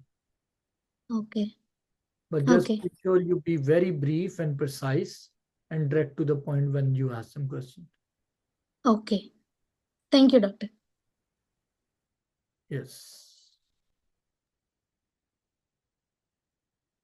Hello, Doc. I have a question. Yes, doc. So, what should we add in the other relevant information? Other what? Sorry, other? Other relevant information. There is a section in CAPID application I don't where know we need what to add. you need to figure out what's relevant in your life. For example, somebody did whatever you feel is like an important work that you've done regarding dentistry or non-profit work or something like that, which is relevant, you upload those documents up there. Okay, documents. Okay. Yeah. And like, do we have a separate section for CE for continuing education? Dr. Nardeen, you want to answer this? Okay, I just Sorry, yeah. What was the question again? I'm sorry. So, do we have a separate section for continuing education? No, there is no continuing education, just like the experience. Okay. Yeah. And what I was suggesting is that if you have a lot of Cs you have done, you can write that I have taken 300 C clinical or 200 online, and details can be provided if needed. And you can upload all those certificates in a PDF and you can send it to the school if they need it. Okay, sounds good. Thank you. Yes. All right. Let me go to the messages. Anybody else want to ask a question? They can unmute, open the camera, or ask something. Okay, let me see. If Dr. Shah, you asked a question, if the TOEFL is above 100, but individual score in listening and speaking is below 25, I think even I've heard people say that listening and speaking matters more. I just tell people overall score good. Overall score good, that these nitty-gritties don't matter. If you can score 105 overall, just 100 is not very competitive. It's a bare minimum to get an entry. So if you just want to take the exam just to improve the overall score, it won't be a bad option. Dr. Frial, you want to ask question? Dr. Aisha, Dr. Giselle, anybody else want to ask a question? Hey, Doc, I have another question. This could be a little bit off topic, but if I am planning to hopefully apply early and I made travel plans in May, they're not for sure yet, but I'm trying.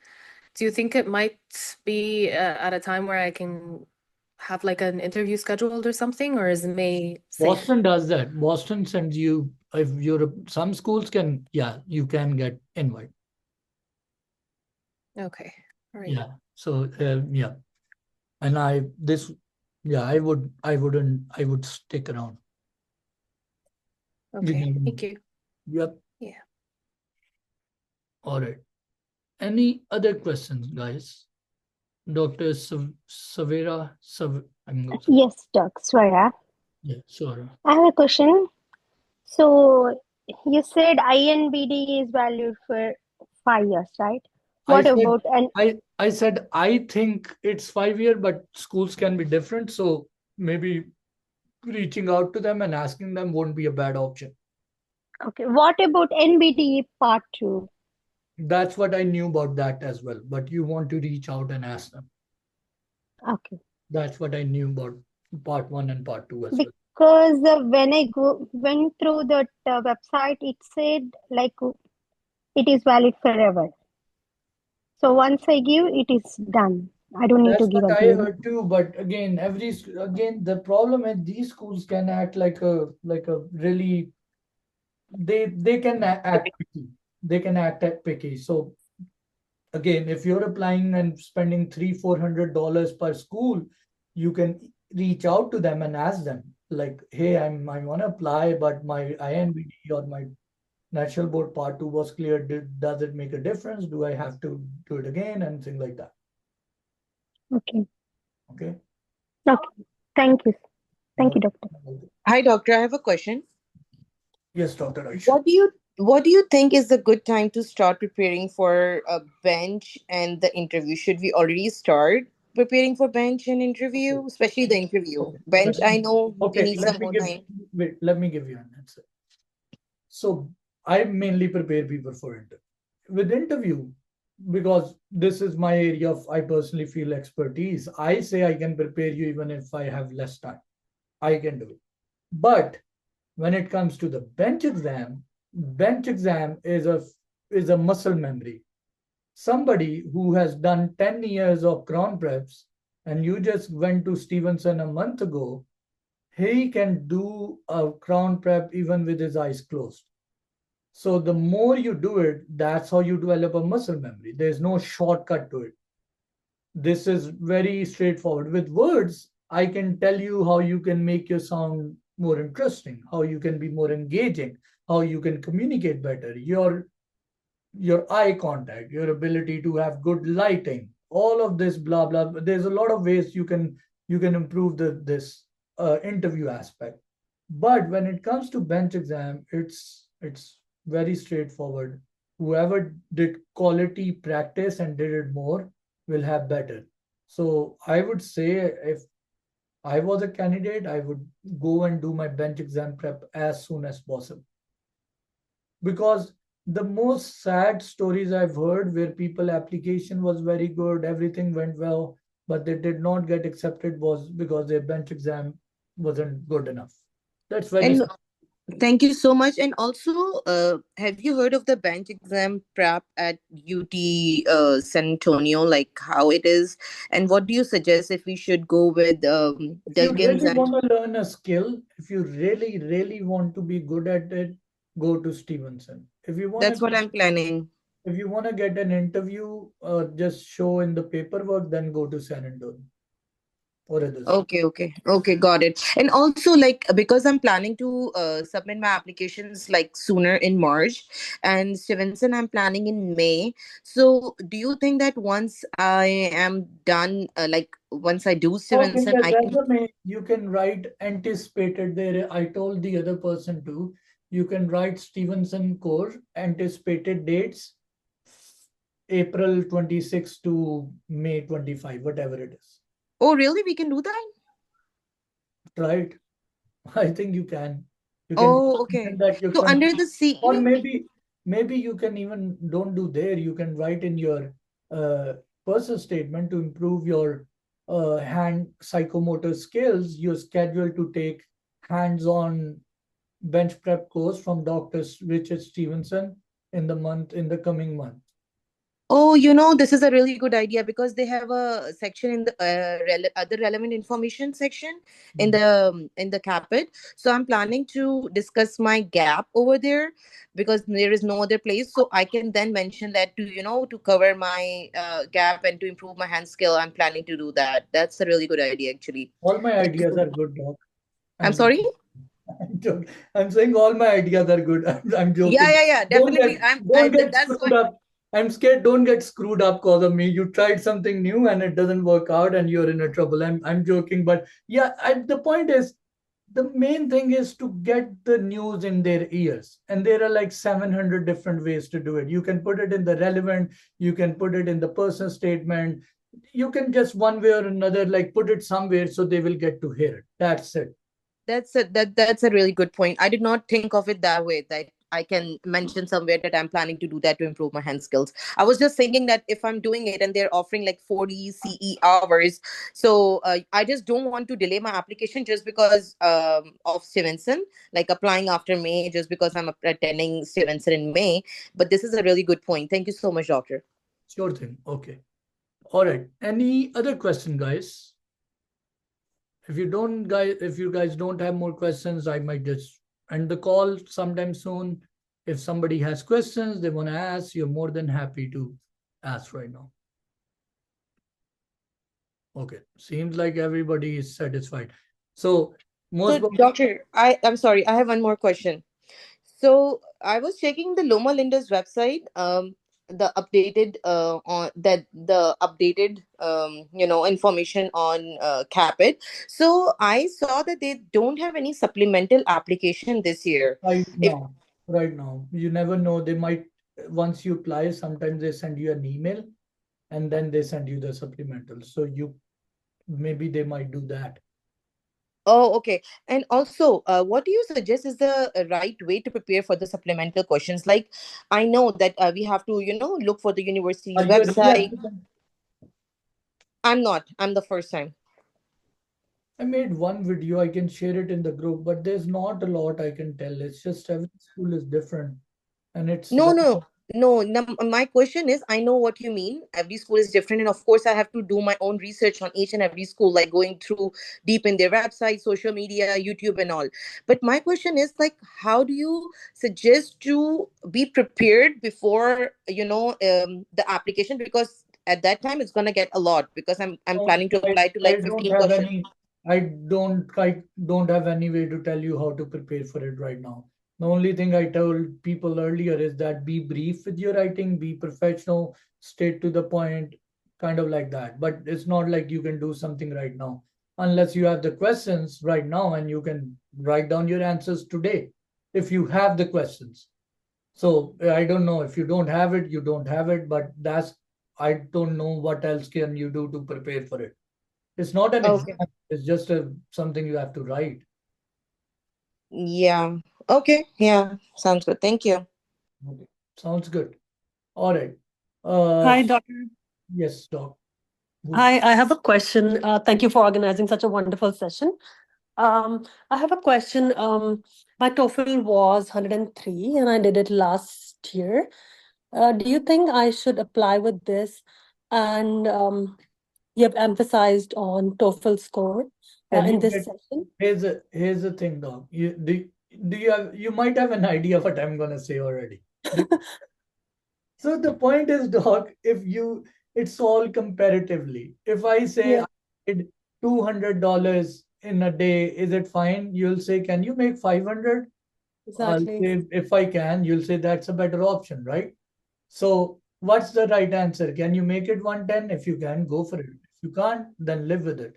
So pick that. I definite answers. If obviously if you get more, it improves your chances. But if you feel like you've given like 10 attempts and you can't, then don't.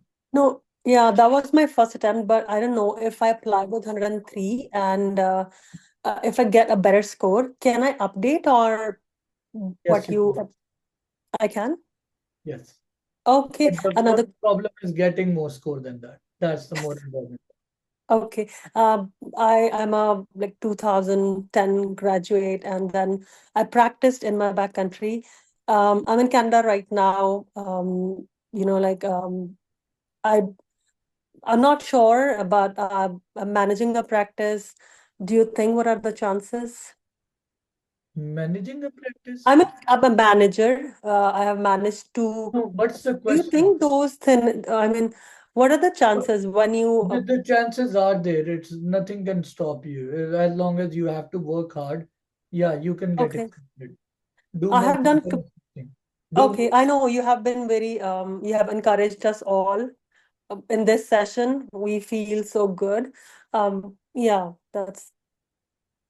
I have done CE and then the community work I have done back home. Here, I don't have like much of, like to put on my Well, resume. again, that's what I'm telling everybody. Nobody has an ideal application. Yeah. You just make the best out of what you have and you apply with it. And if it doesn't work out, you fix something else and you continue to do it because there's no other options. If there's no shortcut, there's no other way. That's the mindset. The mindset is the key. That's what I keep telling everybody. You have to just figure out where you can improve. And the other thing I keep telling, it's a lot of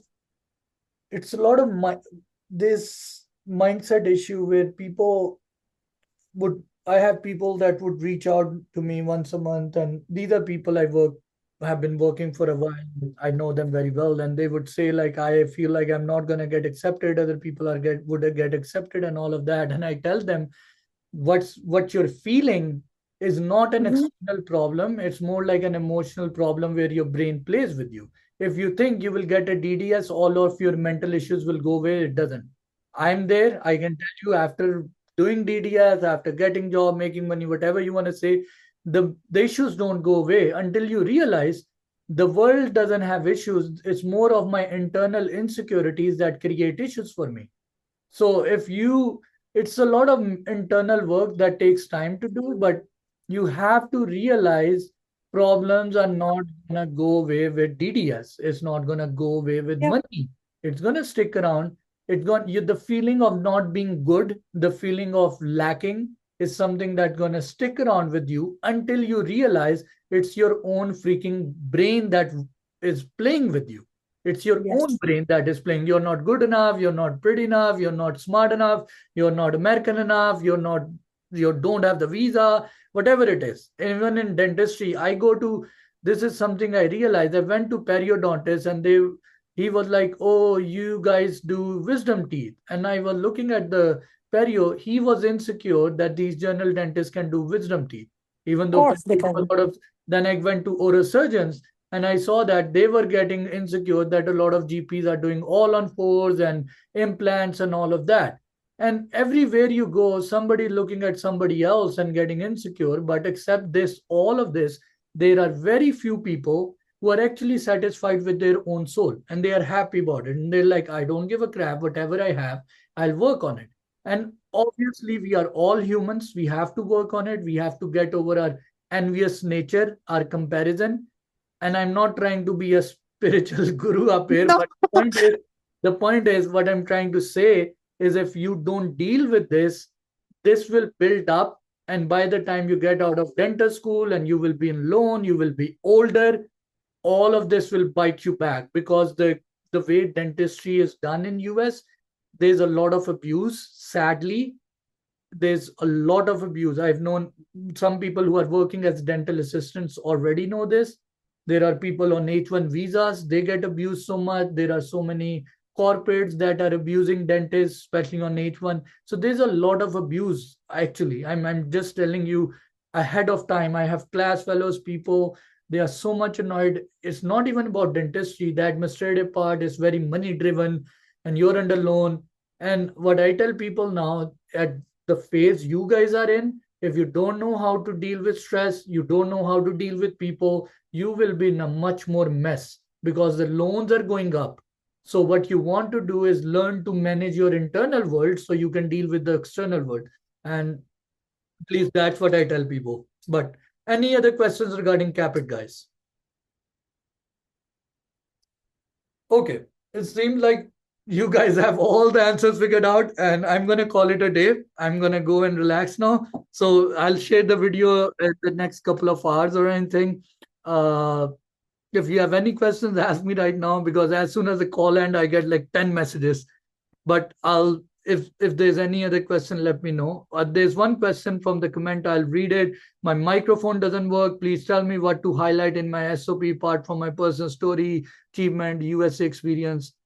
Well, Doc, I made a video on that. That would be a little bit more detailed of how to write your personal statement. You have to figure out in your first paragraph what when you were growing up, what made you encouraged to go into dentistry and build your story upon that. Remind me in the group. I can share it if you want me, but that is more detailed in there. All right. Yeah, it's good to mention about failures and low GPA and multiple attempts. Okay. All right. Okay. All right, guys. I'll see you later, and I will share this in a few minutes in the group. Okay. Thank you. Take care.